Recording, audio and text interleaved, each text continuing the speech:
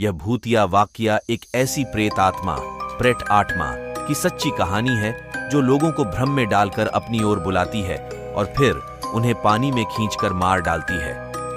यह बात तब की है जब मैं अपने गांव में रहता था। अब मैं जॉब करता हूं, इसलिए अब मैं शहर में रहता हूं। तो बात कुछ ऐसी है कि मैं अपने गांव में जिस स्कूल में पढ़ता था उसके पास ही एक बावधी थी, और जो लोग बावधी के बारे में नहीं जानते उन्हें बता दूं कि यह पानी का एक स्रोत होता है। यह बावधी बहुत पुरानी है और इसमें का जो पानी है उसका इस्तेमाल कोई नहीं करता है। इस बावधी के आसपास कई सारी झादियां आदि उग चुकी है।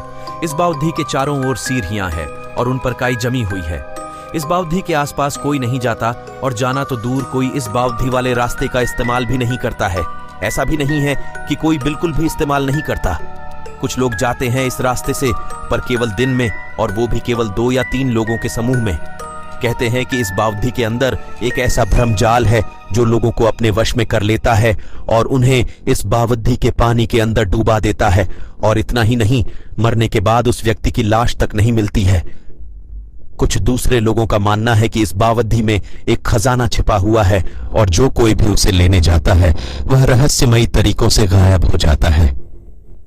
ऐसा हमारे यहाँ के लोग कहते हैं। पर मेरे साथ एक ऐसा खौफनाक वाकया पेश आया जो इन दोनों बातों का खंडन करता है। एक दिन मैं शाम को घर के लिए सामान खरीदकर वापस घर लौट रहा था, तो मैंने सोचा कि उस बावधी वाले रास्ते से निकलता हूं, क्योंकि वो एक छोटा रास्ता था। तो मैं उस रास्ते से जाने लगा। उस समय शाम हो चुकी थी और केवल थोड़ा थोड़ा उजाला था।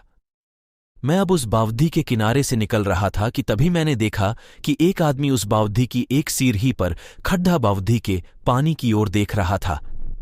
मैं भी चलते चलते उसे ही देख रहा था कि तभी वो मेरी ओर देखने लगा और हंसने लगा। मैं यह देखकर चौंक गया कि यह आदमी उस जगह क्या कर रहा है।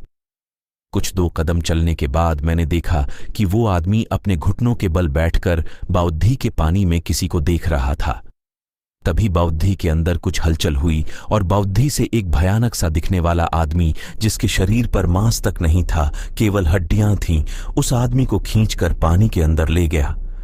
यह देखकर मैं काफी डर गया और 1 सेकंड के लिए मैंने उस आदमी को बचाने के बारे में भी सोचा, पर दूसरे